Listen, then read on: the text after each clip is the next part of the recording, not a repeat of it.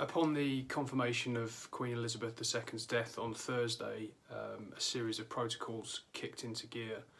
and one of those was pertaining to what would happen around sport. There was a meeting with the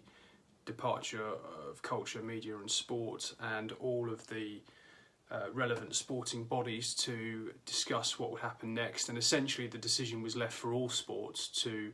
their own individual organisations to decide how they wanted to proceed. So that's why we've seen a bit of a split. So for example, the Rugby League is going to go ahead this weekend,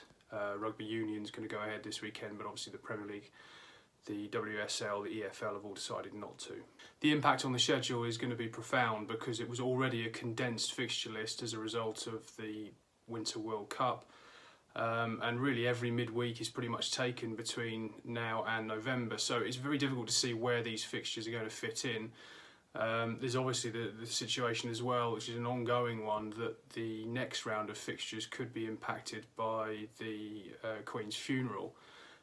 Because of the seismic police operation that will be across London, it's going to be very difficult to see how, depending on when that funeral is, and we don't know exactly the date of that yet, it's expected to be Sunday the 18th of September or Monday the 19th, but either way that police operation will be running across that weekend, and it's hard to see, or it will be a lot harder for those Premier League clubs playing in London to be able to police their games safely. So it may be that the fixtures are rescheduled after the World Cup in the second half of the season, but as yet it's too early to know. In terms of the European fixtures, those discussions are ongoing with UEFA and the relevant associations. I would suspect the issue there is that it falls sort of in between the two moments, if you like. So the initial shock of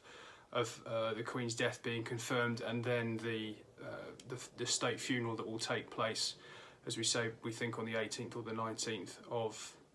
September. So the fact that next week's fixtures sort of falls in the middle of that makes me think that they're more likely to go ahead, but obviously there's a lot of sensitivity around that, which needs to be balanced against the fact that thousands of fans will have bought tickets and hotels and accommodation to go to these matches, and those discussions at the moment are ongoing. Thanks so much for watching ESPN on YouTube, and for more sports highlights and analysis, be sure to download the ESPN app, and for premium content and live streaming, subscribe to ESPN Plus.